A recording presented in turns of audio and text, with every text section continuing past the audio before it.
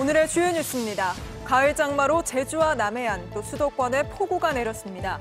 도로 곳곳이 통제되고 침수 피해도 이어졌는데 태풍까지 북상하면서 다음 주까지 많은 비가 예상됩니다. 코로나19 백신 접종이 국내에서 시작된 지 6달 만에 국민 절반이 1차 접종을 마쳤습니다. 다음 주 목요일부터 40대 이하 접종이 시작되는데 사전 예약을 미처 하지 못한 희망자는 오늘 저녁 8시부터 추가 예약을 할 수 있습니다. 방호복을 입은 의료진이 코로나에 걸린 치매 환자와 공놀이를 하며 치료를 돕습니다. 인력 부족으로 한계에 내몰리는 와중에도 환자 치료에 최선을 다하는 모습인데 뉴스룸이 영상 속 간호사 중 한 분의 이야기를 직접 들어봤습니다. 철조망 너머 미군에게 아기를 건넸던 아프가니스탄의 아버지가 공항에서 극적으로 아기를 다시 만났다는 소식이 전해졌습니다. 탈레반의 공포 정치가 본색을 드러낸 가운데 미국인들이 집단 폭행을 당하는 일도 벌어졌습니다. NH농협은행에 이어 시중은행들이 잇따라 신규 주택담보대출을 중단하기 시작했습니다. 일부 은행에선 전세자금 대출과 신용대출도 제한하면서 실수요자들은 혼란에 빠졌습니다. 시청자 여러분, 뉴스룸을 시작하겠습니다. 중국과 일본에 막대한 피해를 준 가을 장마가 오늘은 한반도까지 올라와 많은 비를 쏟아부었습니다.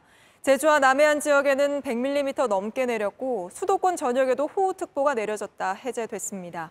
곳곳에선 피해도 이어지고 있는데요. 갑자기 하천물이 불어나면서 시민 한 명이 고립됐다가 구조됐고 장대비에 옹벽이 무너지며 흙더미가 도로를 덮쳤습니다. 또 바람도 강하게 불어서 간판이 떨어지는 아찔한 사고도 이어졌는데요. 먼저 오늘 피해 상황부터 김태영 기자가 전해드립니다. 서울 청계천 산책로가 갑자기 불어난 물에 잠겼습니다. 입구엔 출입 통제를 알리는 플랜카드가 걸렸습니다. 우산을 써보지만 강한 비바람을 피하기엔 역부족입니다. 서울 안양천, 불광천 등 주요 하천은 대부분 통제됐고 인천에선 동강천이 범람하면서 도로위 차량이 반쯤물에 잠겼습니다. 부산에선 60대 남성이 갑자기 불어난 물을 피하지 못해 온천천에 고립됐다 구조됐습니다. 산사태 피해도 잇따랐습니다. 경남 양산에선 옹벽이 무너지면서 흙더미가 쏟아져 도로를 덮쳤습니다. 인명피해는 없었지만 도로에 주차된 차량이 파손되고 가건물이 부서졌습니다. 강풍 때문에 생긴 아찔한 사고도 있었습니다. 경남 고성에선 건물 2층에 놓인 실외기가 넘어지고 건물 외벽에 붙은 나무판이 흔들려 모두 철거됐습니다. 경남 창원에선 건물 외벽에 붙은 간판이 추락했습니다. 충남 당진 한진포구에선 어선이 뒤집히면서 한 명이 실종됐습니다. 가을 장마는 제주와 남해안, 수도권에 강한 비를 뿌렸습니다. 경기 북부 파주 도라산에는 시간당 51.5mm, 고양 능곡은 37.5mm의 강한 비가 쏟아졌습니다. 다만 오후부터 서울과 수도권 일대는 비가 소강 상태에 접어들면서 호우주의보가 해제된 상태입니다. 하지만 여전히 남부지방 곳곳에선 비가 내리고 있습니다. 제주도 산지에는 호우주의보와 강풍주의보가 내려졌습니다. 제주도 남쪽 바깥 먼바다와 남서쪽 안쪽 먼바다에 풍랑주의보가 발효 중입니다. 특히 서해안과 남해안 일대는 강한 바람까지 불면서 강풍특보도 겹친 상황입니다. 행정안전부는 위기경보 수준을 주의에서 경계로, 비상근무 단계는 1단계에서 2단계로 올렸습니다. 내일까지의 예상 강수량은 제주 산간에 최대 400mm, 중부 내륙은 120mm 정도가 될 것으로 보입니다. JTBC 김태영입니다. 집중호우는 다음 주까지는 이어질 전망입니다. 가을 장마는 언제 얼마나 비를 뿌릴지 예측하기 어려운 데다가 어젯밤 발생한 태풍 오마이스도 장마에 힘을 보탤 수 있어 철저한 대비가 필요해 보입니다. 이어서 구혜진 기자입니다. 오늘 오후 5시 기준 남부지방엔 긴 정체전선이 형성되어 있습니다. 다음 주 내내 이 전선의 영향으로 비가 내리겠고 특히 화요일과 수요일엔 전국에 비가 내릴 전망입니다. 다만 집중호우 예보가 시시각각 바뀔 수 있습니다. 가을 장마는 어디에 언제 그리고 얼마나 내릴지 정확한 예측이 어렵습니다. 앞서 중국과 일본에 막대한 피해를 줬던 것도 이 때문입니다. 가을 장마를 발생시키는 정체전선은 남쪽 더운 공기가 물러나지 않은 상황에서 북쪽 찬 공기 세력이 내려와 충돌하며 생깁니다. 여기에 더운 공기가 추가로 더해지면 게릴라성 폭우가 내릴 수 있습니다. 제12호 태풍 오마이스가 변수입니다. 태풍 오마이스는 다음 주 월요일 오후 제주 먼바다까지 올라올 때쯤엔 태풍 아랫단계인 열대 저압부로 변할 전망이고 한반도를 통과할 때는 온대 저기압으로 더 약화될 전망입니다. 하지만 막대한 열대 수증기를 정체전선에 공급할 경우 더 많은 비가 내릴 수 있습니다. 예고 없이 특정 지역에 예상 강수량보다 많은 비가 내릴 수 있는 겁니다. 침수와 하천 범람, 산사태 등 호우 피해에 대한 철저한 대비가 필요합니다. JTBC 구혜진입니다.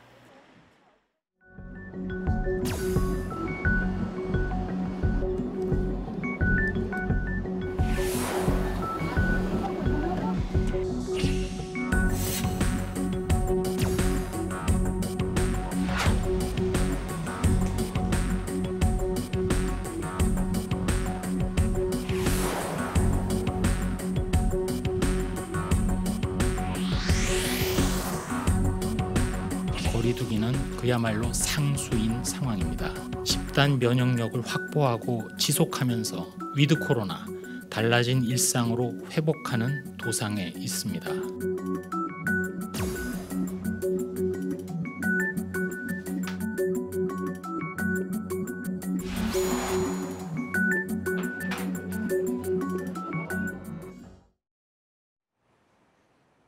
정부가 이른바 위드 코로나를 새로운 방역 전략으로 검토하고 있죠. 그러려면 무엇보다 백신 접종률이 높아야 하는데요. 백신 접종을 시작한 지 약 6개월 만에 우리 국민 50%가 1차 접종을 마쳤습니다. 이제 다음 주부터 시작하는 40대 이하 접종에서 속도를 내는 게 관건입니다. 임소라 기자입니다. 우리 국민 2명 가운데 1명은 코로나19 백신 1차 접종을 마쳤습니다. 올해 2월 26일 아스트라제네카 백신으로 국내에서 첫 접종이 시작된 지 6달 만입니다. 아직 갈 길은 멉니다. 이 가운데 접종이 완료된 사람은 전 국민의 22.4%입니다. 25%에 못 미칩니다. OECD 국가 가운데 아직 하위권입니다. 오는 26일부터 40대 이하 접종이 본격적으로 시작됩니다. 대상자의 63.9%에 달하는 977만여 명이 미리 예약했습니다. 미처 사전 예약을 하지 못한 40대 이하 희망자는 오후 8시부터 예약을 할 수 있습니다. 40대 이하 접종이 원활하게 이뤄지면 추석 전 1차 접종자가 국민의 70%에 달할 것으로 예상됩니다. 백신 접종률이 높아지면 정부가 새로운 방역 정책을 검토할 수 있는 여건이 생깁니다. 치명률, 의료체계 역량, 델타 변이 추이를 고려한 새로운 방역체계 전략과 체계를 같이 준비하도록 하겠습니다. 물론 델타 변이 바이러스의 감염력 때문에 코로나19 이전의 일상으로 돌아가긴 어렵습니다. 일부 해외 도시에서도 영업 제한을 풀고는 있지만 백신 완료자에 한해서만 다중 이용 시설을 이용할 수 있도록 했습니다. 실내 마스크 착용까지 개인 자율에 맡기는 급진적인 변화도 당장은 무리입니다. JTBC 임소라입니다. 네, 한 코로나 전담병동의 모습입니다. 방호복을 입은 간호사가 할머니 환자와 공놀이를 하고 있죠. 치매에 걸린 할머니 상태가 더 나빠지지 않게 돌보고 있는 겁니다.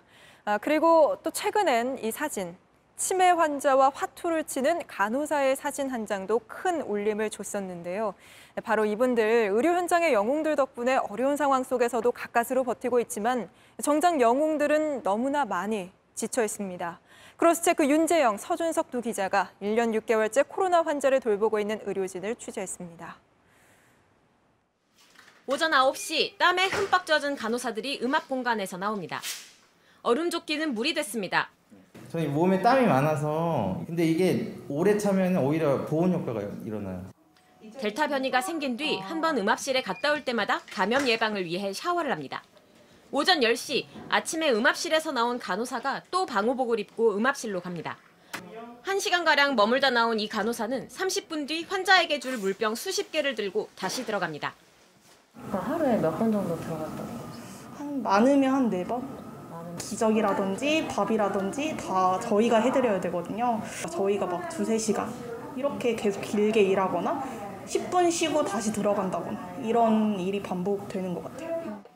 코로나 병동에서 간호사는 환자의 눈이자 손발입니다.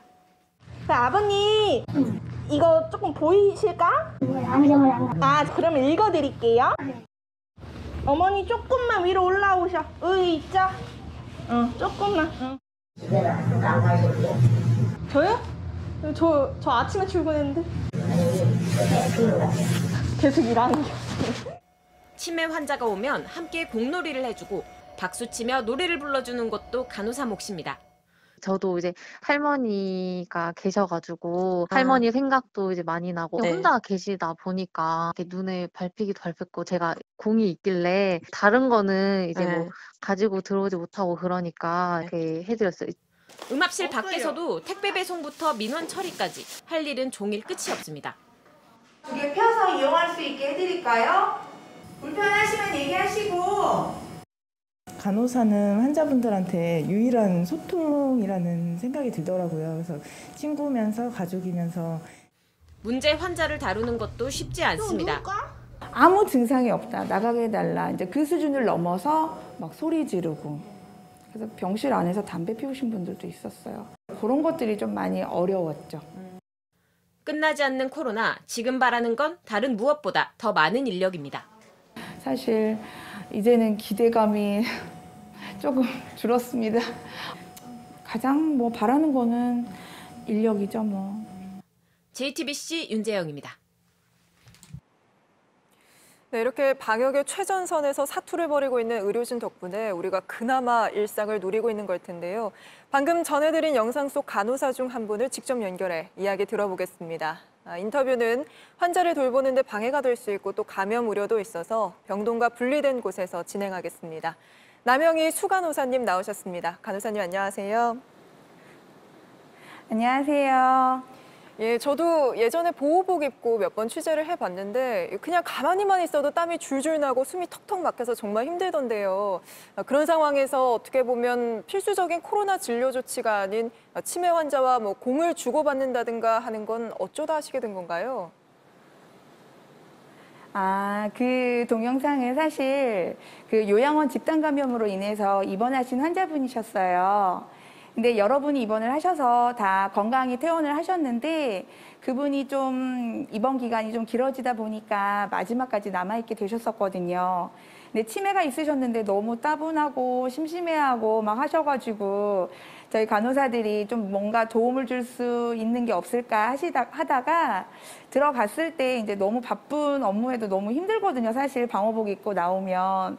그런데도 CCTV 통해서 할머니가 그냥 가만히 앉아있는 모습을 보면 너무 짠하다, 딱하다. 조금이라도 더 얘기하고 올 걸, 조금이라도 좀 더 놀아드리고 올 걸 그랬었거든요. 그러다가 생각해낸 게 그럼 들어갈 때마다 할머니를 위해서 뭔가를 좀 해드리자라고 해가지고 저희가 생각해서 했던 장면이었어요. 아, 예. 그래서 할머니 환자분은 건강히 잘 퇴원하셨고요. 네네. 다행히 잘 회복되셔가지고 그때 다시 계셨던 요양원으로 가시게 되었고요.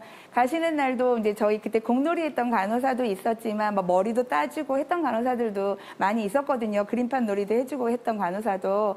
근데 가실 때 할머니 제가 손녀 할까요? 라고 했던 할머니 그럼 나야 좋지 라고 하셨다고 하더라고요. 그러면서 손 흔들면서 잘 가셨어요. 이렇게 의료진 분들이 애써주시는 덕분에 저희는 일상을 어느 정도 누리고 있는데 간호사님의 일상은 좀 어떠십니까? 아무래도 이제 모든 사람들이 코로나 영웅이다 덕분에라고 이제 많이들 칭찬해 주시고 격려해 주시고 하는 부분이 있어요. 근데 아무래도 코로나 병동에서 근무를 하다 보니까 사람들 이렇게 만나는 집단 모임, 뭐 어차피 집단 모임은 안 되지만 이렇게 모여지는 거에 좀 꺼려지는 부분이 있더라고요. 저 같은 경우도 저는 중학생하고 초등학생 아들이 있어요. 근데 그 아이들이 엄마가 이렇게 코로나 환자들을 돌보는 거에 대해서 되게 자랑스러워하고 좋아는 하는데 막상 친구들이나 선생님이나 주위 사람들한테 얘기하기는 조금 어렵다고 하더라고요. 그래서 그런 부분은 충분히 이해가 되기는 하는데 사실 그런 소리 들으면 좀 먹먹한 기분이 들기는 해요. 당연히 그러실 것 같습니다. 사실 의료진 덕분에라는 응원보다는 또 처우를 개선해달라는 목소리가 터져 나온 지도 이제 꽤 됐는데요. 마침 다음 달 총파업도 예고가 돼 있고요. 그래서 마지막으로 정부가 이것만은 꼭 개선해달라고 말씀하고 싶은 게 있다면요. 인력 충원이죠. 인력이 좀 더 많은 인력 충원을 좀 해주셨으면 저희가 앞으로도 더 힘내서 일할 수 있지 않을까 싶습니다. 열심히 일하고 있는 지금 의료진들 다들 힘내시고 앞으로도 더욱더 잘 해나가자고 화이팅 한번 하고 싶어요. 네, 저도 의료진 여러분에게 화이팅 한다는 말씀 꼭 드리고 싶습니다. 의료진에게도 평범한 일상을 안겨주는 날이 하루빨리 오면 좋겠고요. 오늘 말씀 여기까지 듣겠습니다. 바쁜 와중에 경험 나눠주셔서 고맙습니다. 남영희 수간호사님이었습니다.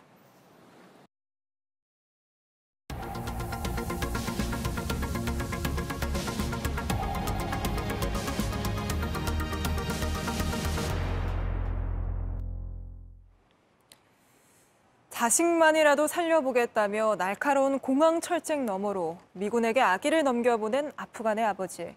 전 세계인의 가슴을 먹먹하게 만들었는데요. 눈물의 이별을 해야만 했던 두 사람이 공항 안에서 무사히 다시 만났다고 합니다. 하지만 탈레반이 본색을 드러내며 아프간에선 이제 기적의 희망마저 점점 사그라지고 있습니다. 먼저 김민관 기자입니다. 탈레반으로부터 달아나기 위해 공항 주변으로 몰려든 수만 명의 시민들. 철책을 맴돌며 공항 문이 열리기만을 기다립니다. 그때 한 아버지가 자신의 아이를 들어올린 채 철책 아래로 다가갑니다. 철책 위에 있던 미군이 아이를 건네받아 공항 안으로 데려갑니다. 그렇게 철책을 사이에 두고 아이와 아버지는 떨어져야만 했습니다. 그리고 기적이 일어났습니다. 미군 관계자는 공항 안에서 아이와 아버지가 다시 만났다고 밝혔습니다. 미 해병대가 신속한 결정을 내려 아이의 아버지도 함께 구조해냈다고 설명했습니다. 하지만 이러한 기적의 가능성은 점점 작아지고 있습니다. 말로는 평화를 외쳤던 탈레반이 조금씩 본색을 드러내고 있기 때문입니다. 중무장을 한 상태로 위협적인 거리 행진을 하더니 급기야 공항에 모인 사람들을 향해 총까지 쐈습니다. 현재까지 공항 주변에서 12명의 시민이 숨졌습니다. 아프가니스탄은 이제 미국 시민들의 안전조차 확신할 수 없는 곳이 됐습니다. I cannot promise what the final outcome will be, or what it will be, that it will be without risk of loss. But as Commander-in-Chief, I can assure you that I will mobilize every resource necessary. 현재까지 약 12,000명이 카불 공항을 통해 아프가니스탄을 탈출했습니다. 그리고 수만 명의 시민들이 여전히 탈출을 기다리고 있습니다. JTBC 김민관입니다. 보신 것처럼 목숨을 건 탈출 행렬로 카불 공항 주변에선 극심한 혼란이 빚어지고 있습니다. 그래서 미국인과 미국을 도운 현지인 등의 탈출에도 상당한 어려움이 있다고 합니다. 심지어 미국인이 탈레반의 구타를 당하는 일까지 벌어졌다고 하는데요. 계속해서 이윤석 기자입니다. 공항으로 가려는 사람들과 막으려는 탈레반이 한데 뒤엉켰습니다. 말 그대로 아수라장입니다. 총소리는 이제 예산일이 됐습니다. 공항 주변에서 극심한 혼란이 빚어지면서 미국의 탈출 작전에 상당한 차질이 생겼습니다. 탈출 대상은 미국인과 미국을 도운 현지인, 그리고 제3국 국적자 등입니다. 하루 5,000에서 9,000명 탈출이 목표였지만 어제는 약 3,000명에 불과했습니다. 공항에서 단 200m 떨어진 건물에 있던 미국인들조차 군용 헬기로 탈출시켜야 했습니다. 일부 미국인들은 탈레반에 구타당하기도 했습니다. 로이드 오스틴 미국 국방장관은 미국인을 포함한 일부가 탈레반의 괴롭힘과 구타를 당했다며 용납할 수 없는 일임을 탈레반 지도자에게 분명히 했다고 말했습니다. 상황이 점점 심각해지자 조 바이든 미국 대통령은 총사령관으로서 필요한 모든 자원을 동원하겠다고 밝혔습니다. 또 방해가 있으면 신속하고 강력한 대응에 직면할 것임을 탈레반에 경고했다고 덧붙였습니다. JTBC 이윤석입니다. 은행들이 주택담보대출과 전세대출을 중단하기 시작했습니다. 가계부채가 지나치게 빠르게 증가한다고 판단한 금융당국의 압박에 은행들이 두 손을 든 건데요. 사실 대출을 죄어서 아파트값 상승세를 막겠다는 의도입니다만 당장 집을 옮기거나 전세를 얻어야 하는 실소유자들의 불만은 커지고 있습니다. 김영민 기자입니다. 대출 중단은 이틀 전 농협은행부터 시작됐습니다. 다음 주 화요일부터 11월 말까지 주택담보대출과 전세대출을 내주지 않기로 했습니다. 연간 6% 이내로 가계대출 증가율을 억제하라는 금융당국의 가이드라인을 넘어섰다는 게 대출 중단의 이유였습니다. 농협에 이어 우리은행과 SC제일은행도 대출 상품 일부를 중단하기로 했습니다. 카카오뱅크는 마이너스 통장 등 신용대출을 줄이기로 했습니다. 새 수장을 맞이하게 될 금융당국은 이전보다 가계부채 억제에 강력하게 나섰습니다. 고승범 금융위원장 후보자는 가계부채 관리가 가장 중요한 책무라고 주장했습니다. 실제로 올 1분기 가계부채는 1,700조 원에 이릅니다. 지난해 같은 기간과 비교해 10% 가까이 늘었습니다. 정부는 가계대출이 부동산 가격 상승으로 이어진다고 보고 있습니다. 수도권 아파트값은 올해 들어서만 11% 넘게 올랐습니다. 하지만 당장 집을 마련하거나 전세를 구해야 하는 신혼부부 등 실수요자들은 피해를 입게 됐습니다. 일괄적으로 대출을 중지시키는 경우에는 자금이 필요한 분들의 어려움에 직면할 수 있기 때문에 이보다는 유동성을 회수하는 금리 조정 정책이 타당한 것으로 생각됩니다. 당장 돈이 필요한 자영업자 등 서민 계층은 이 금융권이나 사채로 내몰릴 수 있다는 비판도 나옵니다.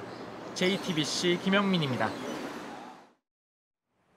코로나19가 좀처럼 잡히지 않고 있는 가운데 경찰 공무원 시험이 전국에서 동시에 치러졌습니다.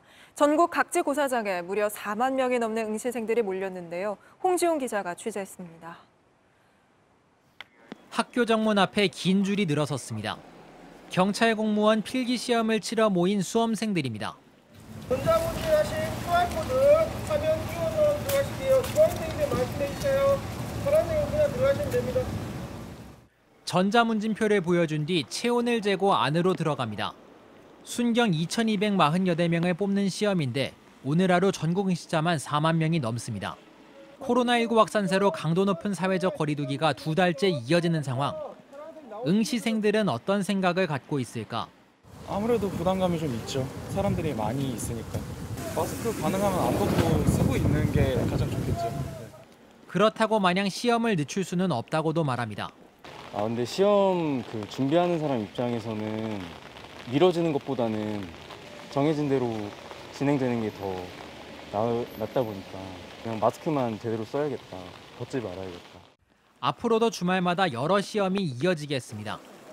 이번 주말 동안 공인노무사 2차, 다음 달 초에 세무사 2차 시험이 있습니다.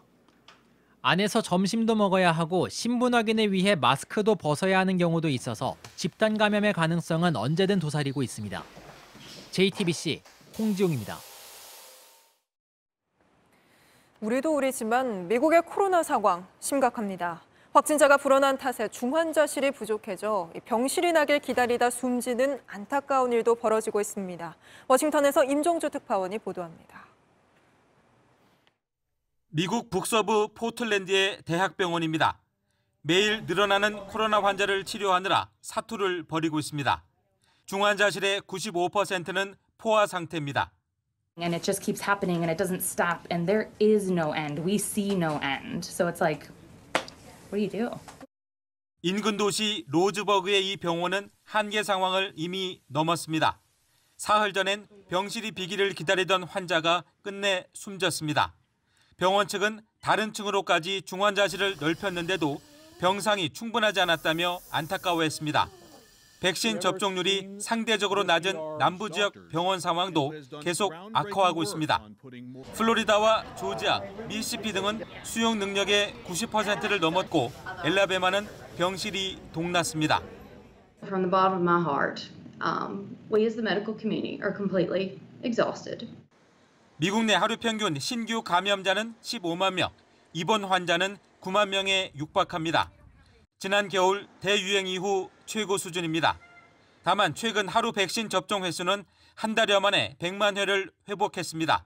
다음 주 초쯤엔 긴급 승인 상태인 화이자 백신의 정식 승인이 예상됩니다. 그럴 경우 백신 접종 의무화에 속도가 붙을 것으로 미 보건당국은 기대하고 있습니다. 워싱턴에서 JTBC 임종주입니다. 여당 주도로 처리되고 있는 언론중재법 개정안에 비판이 이어지고 있습니다. 권력형 비리에 대한 검증조차 사전에 차단될 수 있다는 우려가 대표적인데요. 권력형 비리로 현재 구속돼 있는 이상직 의원은 이 개정안 도입에 앞장섰던 인물이었습니다. 강희연 기자입니다. 더불어민주당을 탈당한 이상직 의원은 지난 3월 징벌적 손해배상제는 가짜뉴스에 대해 쌓을 수 있는 최소한의 보호장치라고 주장했습니다. 당시 이 의원은 JTBC 보도 이후 550억 원대 배임 횡령 의혹을 받던 상황. 본인은 가짜뉴스라고 부인했지만 보도를 똑바로 해주세요. 팽팽성 있게. 혐의가 사실로 드러나 올해 5월 구속됐습니다. 현재 개정안 처리에 적극적인 김의겸 열린민주당 의원. 이게 있다고 해서 고위공직자나 어떤 권력자들이 남용을 할 수 있다. 그렇게 생각하지 않습니다. 2018년 청와대 대변인 시절 16억 원의 빚을 동원해 재개발이 예정된 25억 원대 건물을 산 사실이 보도됐습니다. 문재인 대통령은 부동산 투기 근절을 연일 강조하고 정부는 대출 규제를 강화하던 때였습니다. 김 의원은 아내가 상의 없이 결정한 일이라고 해명했지만 되레 비판이 커지며 대변인직에서 물러났습니다. 민주당 인사들이 자신에게 불리한 언론 보도를 가짜뉴스라고 딱 잡아떼는 행태를 반복해 왔습니다. 손해배상 청구를 하겠다고 하면서 후속 취재를 원천 봉쇄하겠다는 뜻도 내포되어 있습니다. 언중법 개정안이 통과되면 각종 소송전이 남발되면서 권력형 비리를 향한 의혹 보도가 사전에 봉쇄될 수 있다는 우려는 정의당에서도 나왔습니다. 결국은 권력을 갖고 있었던 대상들을 향해서 갈 텐데 이런 부분들을 애초에 차단하기 위한 목적이 아니냐라고 생각할 수밖에 없다는 거죠. 국제기자연맹도 오늘 성명을 내고 법률이 모호해 결과적으로 언론의 자유를 침해할 수 있는 과도한 규제라며 개정안을 폐지할 것을 촉구했습니다. JTBC 강연입니다. 김밥집 식중독 사건에 이어 대형 햄버거 프랜차이즈가 폐기할 빵을 재사용한 게 들통나면서 먹거리에 대한 소비자 불안이 많이 커졌습니다. 그래서 오늘 발품 뉴스에선 불량식품 신고부터 수산물 방사능 검사까지 소비자가 직접 먹거리를 감시할 수 있는 여러 방법을 알아봤습니다. 윤정식 기자입니다.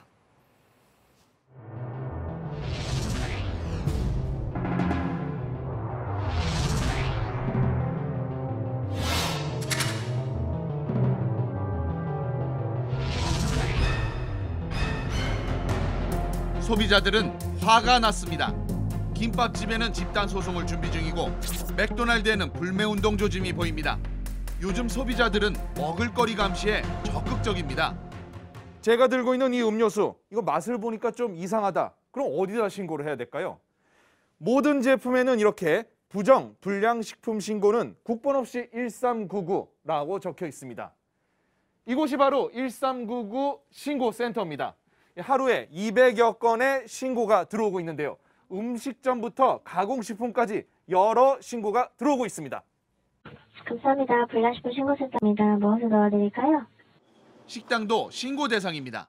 위생적으로 좋지 않던 바퀴벌레가 돌아다니고 음식이 쉰내가 나고 머리카락까지 이물이 있고 뭐 이런 내용으로 신고 조차 받고 있어요. 이제 관할하는 지자체 공무원이 나가서 현장 조사 들어가거든요. 먹을거리 중 특히 수산물에 대한 불안감이 큽니다. 최근 이웃 일본 정부가 방사능 오염수 방류를 결정했습니다. 시민들은 일본산은 물론 국내산마저 오염수 영향을 받지 않을까 걱정합니다. 직접 국민 생선 고등어를 사봤습니다. 고등어를 가져간 곳은 서울시 보건환경연구원. 시민 신청을 받아 전문가들이 방사능 검사를 해줍니다. 안녕하세요. 제가 며칠 전에 이 방사능 검사 신청을 했는데 고등어 이거 제가 직접 사왔거든요. 아니요, 이렇게 사오실 필요 없습니다. 지자체에서 구매해서 검사를 내서 결과를 알려드립니다. 그럼 제가 안 사와도 돼요? 예, 이렇게 직접 사오실 필요 없으십니다. 미리 준비된 생선을 해체합니다. 머리와 꼬리, 뼈를 빼내 살만 1kg을 골라냅니다. 이걸 잘게 갈아서 통에 담습니다.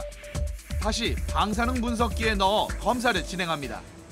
잘게 갈린 생선살이 지금 막 방사능 분석기 안으로 들어갔습니다. 자, 소요되는 시간이요. 약 많죠. 그러니까 2시간 50분가량입니다.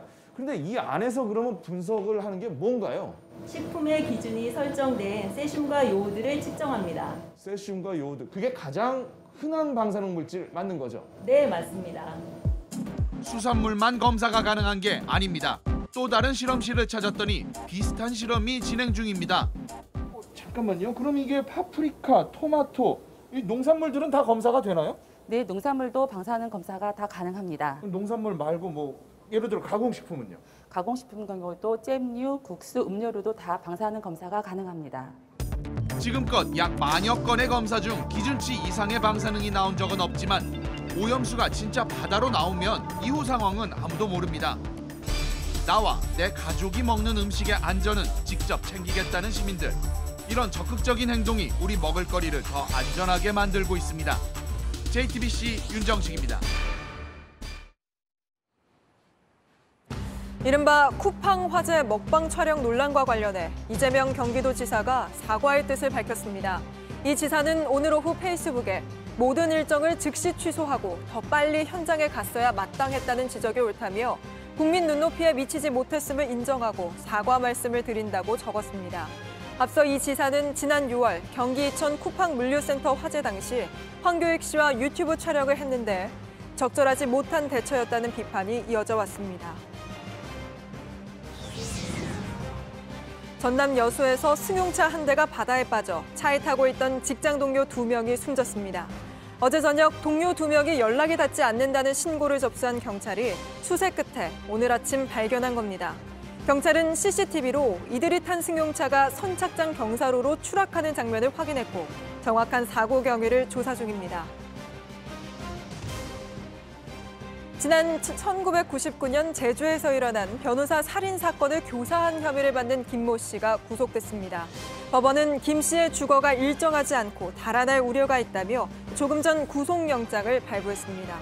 앞서 김 씨는 지난해 한 방송에서 범행을 사실상 자백하는 인터뷰를 했는데 지난 6월 캄보디아에서 붙잡혀 국내로 압송됐습니다. 한미 연합훈련이 진행 중인 가운데 미국과 러시아의 북핵 수석 대표가 한국을 방문했습니다. 노규덕 한반도 평화교섭본부장은 미국과 러시아 대표를 차례로 만나 북핵 문제와 한반도 안정화 방안 등을 논의할 계획입니다. 성김 미국 대표는 매우 생산적인 방문이 될 거라며 러시아와도 따로 회담을 갖겠다고 밝혔습니다. 뉴스룸 저희가 준비한 소식은 여기까지입니다. 오늘도 시청해주신 여러분 고맙습니다. 안녕이라 그 말은 하지 마세요. 우리는 다시 만날 테니 그냥 웃으며 걸어가요.